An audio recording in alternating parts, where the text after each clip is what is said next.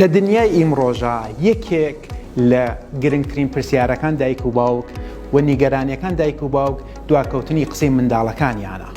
من محەممەد نەوزاد چەمەنی پسپۆری نەخۆشیەکانی ئاخاوتن و زمانوژێ باسی ئەم کێشەتانە بۆ ئەەکەم. مناڵ کە لە دایکە بێ لە 2 مانگا پێویستە مل بگرێ وەکو گەشەی احتیادی مناڵەکە و لە 6 مانگا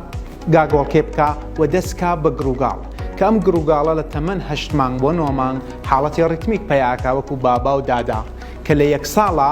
ئەم گروگاڵانە حاڵەتی وشە پەیاکەن وەکو بابا و دایەیە دادا بۆ دایک بەکارێنن کە لە 1 ساڵ و نیوە 1 ساڵ بۆ 1 ساڵ و نیو ئەبێ بە وشە و مناڵ ئەبێ لە 2 ساڵە قسە بکە و قسە بەکاربێنێ بۆ پەیوەندیەکانی و ڕستەهای دووشەی بڵێ.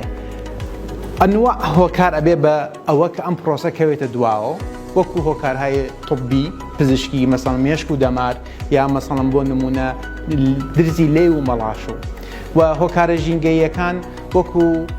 ئایپاد وەکو موبایل و یا مەسەڵەن دایک و باوک لەم کاتانە ئازانین کە هەردووکیان ئیشیان هەیە لە دەرۆن ئەبێ بە هۆکارەوە تەعامل پەیوەندی بین مناڵەکە و دایک و باوک کەم بێتەوە کە ئەم پرۆسەی ئاخاوتن قسەکردنە ئەخاتە دواوە.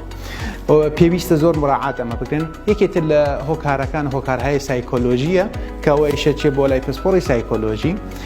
و هەر نوع کێشەی لەم پرۆسە دروست بوو ئەبێ بێنس بۆ لای